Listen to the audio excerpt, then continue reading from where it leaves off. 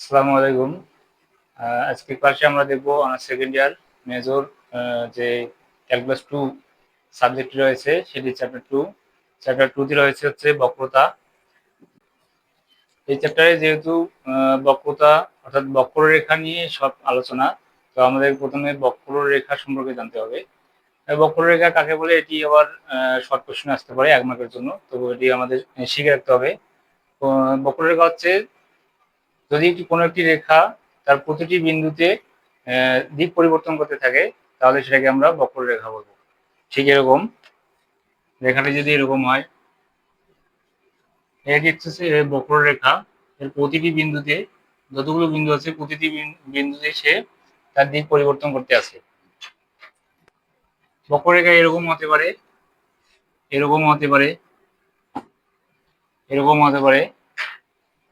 বক্ররেখা যেরকমই হোক না কেন সেটি সেটি প্রতিটি বিন্দুতে তার দিকের পরিবর্তন বোঝাবে। ঠিক সেরকম হলে আমরা সেটাকে বক্ররেখা বলবো। তো বক্রতাতে যে একটি গুরুত্বপূর্ণ একটি থিওরি আছে, থিওরি হচ্ছে এটি ব্যক্ত সমীকরণের বক্রতা ব্যাসার্ধ নির্ণয়। একটি ব্যক্ত সমীকরণের বক্রতা ব্যাসার্ধ নির্ণয়ের যে একটি থিওরি আছে সেটি আজকে প্রমাণ দেখব। সেটি প্রমাণ দেখার জন্য প্রথমে আমাদেরকে ব্যক্ত সমীকরণ কাকে বলে এটুকু অংশ বুঝতে হবে। যদি একটি সমীকরণে একটি মাত্র স্বাধীন চলক থাকে সেটাকে আমরা ব্যক্ত সমীকরণ বলবো। ঠিক এরকম যদি একটা সমীকরণ হয় y = f of x, এরকম হতে পারে, অথবা এরকম হতে পারে y = e power x। এখানে চলক আছে দুটি, একটি হচ্ছে y আর একটি হচ্ছে x। দুটি চলক আছে, এখানে x এর মান পরিবর্তনশীল। x এর মান আমরা ইচ্ছা মতো ধরতে পারি। তো x কে আমরা স্বাধীন চলক বলবো এবং y কে এখানে অধীন চলক বলবো। তো সমীকরণটি যদি এরকম হয় যে একটি স্বাধীন চলক থাকবে তাহলে সেটাকে আমরা ব্যক্ত সমীকরণ বলবো। তো থিওরিটি প্রমাণ করার জন্য প্রথমে আমাদেরকে একটা গ্রাফ অঙ্কন করতে হবে। এটিকে ধরে নিলাম হচ্ছে এক্স অক্ষ, এটি হচ্ছে ওয়াই অক্ষ। একটি বক্ররেখা যদি এরকম হয়, এভাবে চলতে থাকে, এটাকে ধরে নিলাম Y equal F of X, একটা বক্ররেখা। এবং বক্ররেখার একটা যে কোনো জায়গায় একটা বিন্দু নিলাম, এটি নিলাম হচ্ছে P of X comma Y. P of X comma Y হচ্ছে বক্ররেখার উপর যে কোনো একটি বিন্দু। তো এই বিন্দু থেকে যদি এখন একটা স্পর্শ অঙ্কন করি, এই স্পর্শকটি এই যে এক্স অক্ষ আছে, এই এক্স অক্ষকে একটা এই বিন্দুতে ছেদ করে এবং এখানে একটা কোণ উৎপন্ন করে, কোণটাকে ধরে নিলাম সাই। ঠিক এই অংশগুলো, এই কথাগুলো আমাদেরকে এখন এখানে বাংলা লিখতে হবে।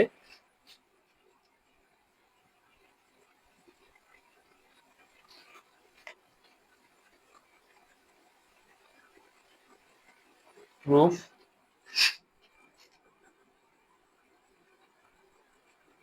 মনে করি y is equal f of x,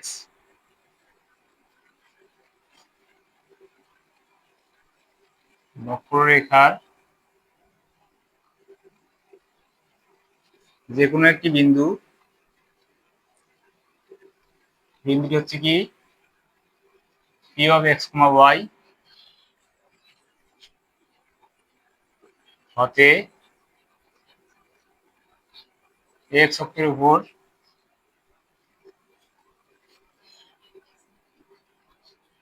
যে একটা স্পর্শক অঙ্কন করলাম সেটি স্পর্শক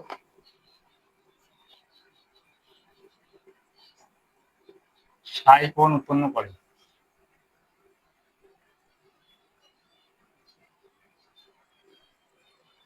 তাহলে এখান থেকে একটা সূত্র আমরা আসবো, যদি এই বক্ররেখার এই যে স্পর্শকের ঢাল নির্ণয় করতে যাই, এখানে যদি একটা লম্ব অঙ্কন করি,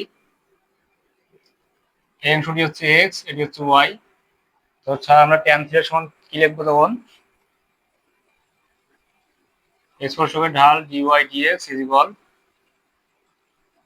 ট্যান সাই লিখতে পারবো। এটিকে এখন এক্স এর সাপেক্ষে একবার অন্তরীকরণ করবো।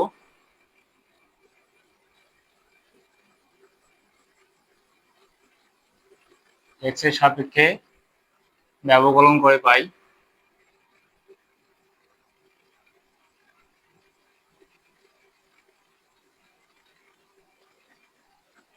এক্স এর সাপেক্ষে যদি এই অংশটিকে ব্যবকলন করি, এটা একবার অন্তরীকরণ করা আছে, এটাকে আরেকবার ব্যবকলন কি হবে, D square Y D X square is equal, এদিকে ট্যান সাইকে যদি অন্তরীকরণ করি, ট্যান সাইকে অন্তরীকরণ করলে পাওয়া যায় সেক সাই, সেক square Sai.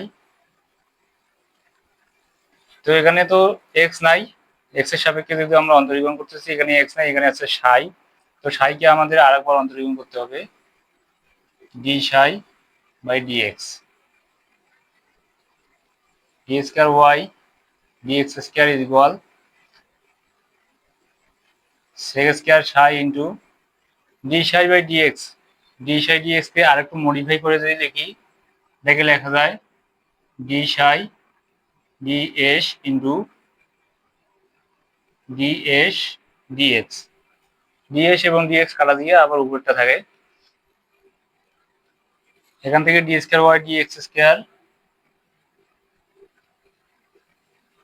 Is equal sec square psi, এবং D psi by DX, D psi by DX এটাকে একটা সূত্র আমরা জানি, এর আগে আমরা পড়ছিলাম একটি থিওরিতে, যে D S D Sai is equal হচ্ছে রো, বক্রতার ব্যাসার্ধ। আমরা এটা সূত্র জানি, এটা প্রমাণ আমরা দেখেছিলাম। তো D psi by DX DS by D psi, এটা সমান আমরা রো লিখতে পারি। তো এখানে দেওয়া আছে ডি সাই ডিএস, তো এটাকে আমরা কি লিখতে পারবো, 1/রো। এই অংশটি সমান আমরা 1/রো লিখবো এখন,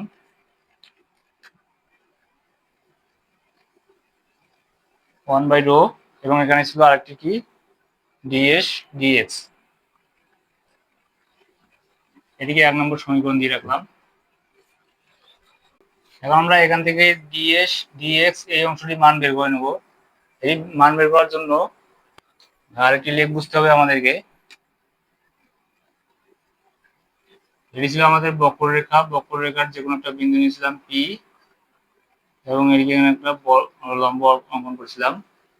এই অংশটিকে যদি ক্ষুদ্র একটা অংশ ধরি ডি এক্স, এবং এটিকে ধরি ডি ওয়াই, এবং এই বরাবর যে অতিভুজ আছে সেটাকে ধরলাম হচ্ছে ডি এস। তাহলে পিথাগোরাসের যে সমকোণী ত্রিভুজের যে একটা সূত্র রয়েছে, অতিভুজ স্কয়ার ইজ ইকুয়াল লম্ব স্কয়ার প্লাস ভূমি square, D S square is equal to D X square D Y square, D square D X square is equal dx square by dx square plus dy square dx square. এই লাইনে কি করলাম, শুধু dx square দ্বারা সবগুলোকে ভাগ করে দিয়েছি, সেটা নিতে হবে এখানে সাইড নোটে, dx স্কয়ার দ্বারা ভাগ করে dx স্কয়ার এবং dx স্কয়ার, এটাকে কিভাবে লিখতে পারবো, ds dx whole square is equal, এখানে কাটলে পাবো 1 প্লাস এখানে পাবো dy dx, এটার উপর পুরোটার উপরে বর্গ। তো ds dx এর সমান কি পাবো, root over of 1 plus dy dx whole square, ds dx is equal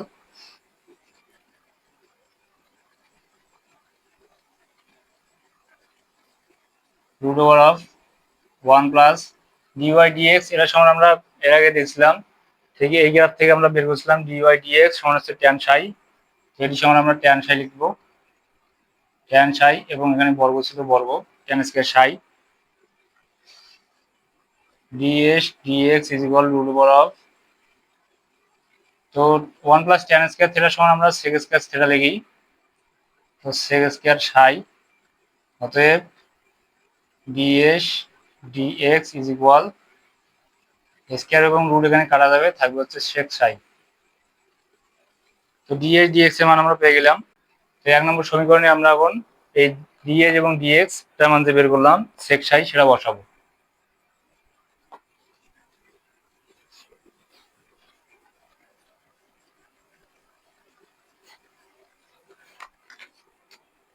এখন লিখবো 1 নম্বরে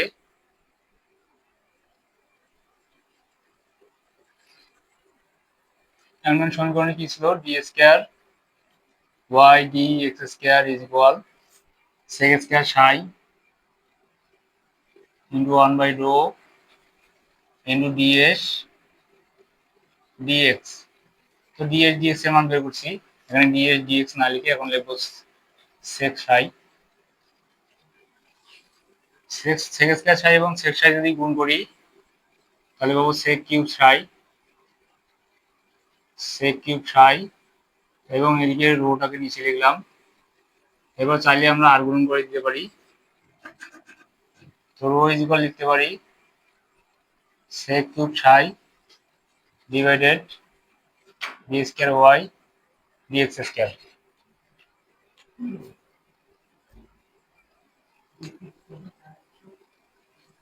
রো ইজ ইকুয়াল, তো সেক সাই সমান আমরা কি বের করতে পারি? সেক সাই সমান আমরা বের করেছিলাম এখানে একটি লাইনে DS by DX is equal বের করেছিলাম root over of 1 plus dy DX এর উপরে বর্গ, এবং ডিএস সমান আমরা কি পেয়েছিলাম? ডিএস ডিএক্স সমান পেলে হচ্ছে সেক সাই। এখানে যদি ডিএস এবং ডিএক্স এবং ডিএক্স দুটি আছে এখানে, এটি সমান যদি এটি হয় তাহলে আমরা সেক সাই সমান সমান root over of 1 plus d y d x all square এটা লিখতে পারবো। তো সেকের জায়গায় ওটা লিখি root over of 1 plus dy d x square divided by হচ্ছে D square y d x square, এবং এটির উপরে কি ছিল? সেকের উপর ছিল কিউব, এটির সমান আমরা সেক লিখছি, তো এটির উপরে কিউব দিতে হবে। তাহলে rho is equal 1 plus dy d x কে আমরা কিভাবে লিখি? y1, এবং এটির উপরে স্কয়ার ছিল স্কয়ার, এবং রুটটাকে যদি আমরা পাওয়ারে নিয়ে যাই তাহলে এখানে আছে রুট ওভার একটা রাশি আছে, ধরলাম রুট এক্স, তারপর হচ্ছে কিউব, এই সমান কি লিখতে পারবো? X power half all power cube, power power গুণ করে দিলে কি পাবো? X power 3/2। ঠিক একইভাবে এখানে রুটকে যদি পাওয়ারে নিয়ে যাই তাহলে পাবো 3/2, আর নিচে ছিল হচ্ছে D square Y D X square, এটা সমান আমরা লিখতে পারি y2। এটি হচ্ছে আমাদের বক্রতার ব্যাসার্ধ নির্ণয়ের যে সূত্র সেটি। এখানে একটি সাইড নোট অবশ্যই দিতে হবে। সাইড নোটটি হচ্ছে y2 is not equal 0, y2 0 হতে পারবে না, কারণ হচ্ছে y2 এখানে হরে আছে, এই হরে যদি একটা 0 চলে আসে তাহলে এই ফাংশনটি আনডিফাইন্ড হয়ে যাবে, তখন আমরা ফাংশনটির মান নির্ণয় করতে পারবো না, তখন বক্রতার ব্যাসার্ধ নির্ণয় করতে পারবো না। আর এখানে আরেকটি জিনিস লিখতে হবে, সেটি হচ্ছে বক্রতার ব্যাসার্ধ কখনো ঋণাত্মক হতে পারে না। বক্রতার ব্যাসার্ধ যদি ঋণাত্মক না হয় তাহলে এটা সবসময় অবশ্যই পজিটিভ হবে। পজিটিভ হলে আমাদের কিভাবে লিখতে হবে? একটা পজিটিভ রাশিকে আমরা কিভাবে লিখি? সবসময় মড দিয়ে লিখি। অতএব rho is equal 1 plus y1 square all power 3/2 divided y2, এবং এটাকে আমাদেরকে মডুলাসের ভিতরে ঢুকাতে হবে। তো এটি হচ্ছে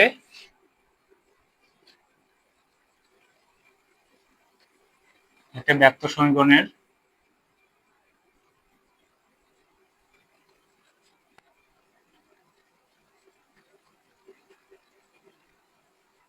বক্রতার ব্যাসার্ধ নির্ণয়ের